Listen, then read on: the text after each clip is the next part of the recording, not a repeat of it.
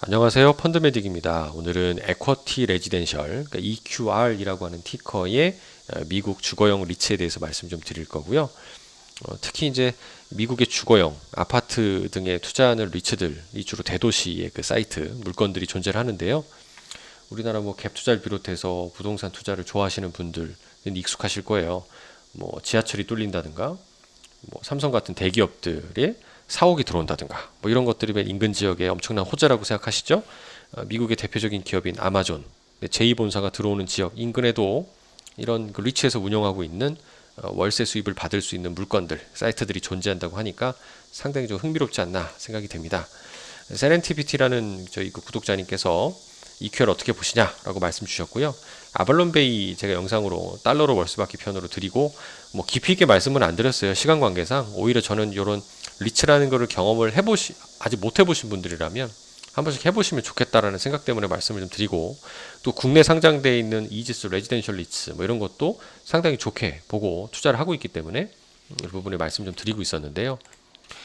삼성증권의 그 이경자 연구원님이라고 이렇게 잘 정리해 주신 게 있어서 좀 설명을 드려보면, 지표가 반전이 되고 있다. 근데 이제 이 레지덴셜 리츠뿐만 아니라 리츠들이 겪은 특징이 뭐였냐면, 작년에 코로나 팬데믹으로 전염병이 퍼지니까 사람들을 다 집으로 돌려보냈죠. 또는 뭐 계약직 같은 분들은 계약을 종료시킨다든가 실업률이 늘어나는, 고용이 없어지게 되면 임대료를 못 내게 되고요. 임대료를 못 내면 여기 레지덴셜 리츠 같죠. 리츠 입장에서는 임대료가 안 거치니까 영업이익이 급격히 하락하겠죠. 그러니까 이게 NOI라고 하는 게 이제 그 순영업이익, Net Operation Income이라고 얘기를 하는 거죠. 임대료, 뭐 주차비 등 총 수입에서 뭐 보험료라든가 각종 제세 공과금 등을 뺀 비용을 의미를 하는데요.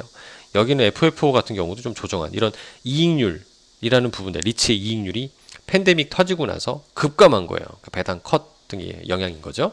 근데 이것들이 이제 플러스 반전을 하고 있다라는 게 핵심적인 거로 보아줘야 되는 거고요.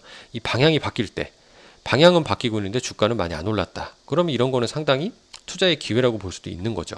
또 뉴스로 많이 접하시는 미국의 부동산 가격 견조하죠?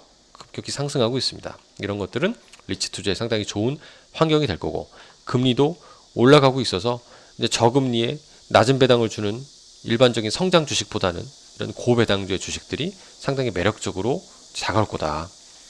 그래서 강력한 수요 회복, 그리고 작년도 특히 여기 3번에 보시게 되면은 임대료 할인 영향들이 있었다는 거예요. 2020년 3월에 그 코로나 팬데믹으로 임대료 깎아줬던 거죠. 이런 것들이 이제 희석되고 임대료 인상이 이루어지고 있다. 그래서 샌프란시스코를 제외한 전 지역을 보면 2019년도의 임대료 수준을 넘어서 오히려 단위당 $100씩 약 높은 수준의 임대료 수준을 보이고 있다. 즉 기저효과를 이제 보이면서 임대료도 점점 상승하고 있다는 거죠. 그러니까 리츠의 이익이 앞으로 좋아질 거로 보고 있다는 게 핵심이라는 겁니다. 신규 자산이나 뭐 뉴욕이 회복되고 있다 등등등 얘기도 나오고 있는 게 긍정적이에요. 미국 전 지역, 도시 지역에 이제 사이트를 가지고 있다. 그리고 여기는 FFO라는 것도 사실 이거는 아까 또 NOI랑 좀 다르게 이 부동산 투자에 있어서는 감가상각 비용이란 게 있거든요. 왜냐하면 땅값은 앞으로 올라가잖아요. 통상적으로 보면.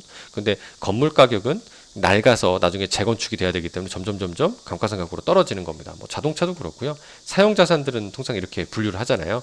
근데 그 비용이 크기 때문에 여기는 이익, 임대료 수익 이런 걸 막 갉아먹어서 조금 이제 정확히 보기가 힘들다. 라고 그래서 이런 그 손익계산서라고 부르는 상에 실제 이 리츠에서 벌어들이는 현금 흐름을 좀 정확히 보기 위해서 감가상각비를 그냥 안 빼고 포함시켜서 계산을 해버리거든요. 그래서 뭐 쉽게 얘기하면 이것도 아까 NOI 이런 비슷하게 리츠의 이익률이다라고 봐주시면 편리하겠습니다. 그래서 이런 부분도 견조하다라는 거를 이제 확인을 해볼 수 있고요. 주가는 어떻습니까? 2019년도 레벨에 지금 머물러 있습니다. 2019년도에 고점기까지 아직 안 갔죠. 현재 주가가 보면 물론 이제 7월 30일 기준이니까 이런 걸 생각해 보시면 어떻습니까? 앞으로 주가의 상승 매력도 높아 보인다. 나스닥 지수나 다른 여타 주가 종목들의 주가 상승률을 보면 전고점보다 훨씬 많이 올라와 있잖아요. 그런데 그거에 비하면 리츠는 아직 덜 올라 보인다. 코로나 이전 수준 회복도 못했다. 그리고 미국 주택 가격 무섭게 상승하고 있다. 그러면 결국 어떻겠습니까? 이런 임대주택에 대한 수요 늘어날 거다라는 게 핵심적인 투자의 매력이 아닌가 생각이 됩니다. 감사합니다.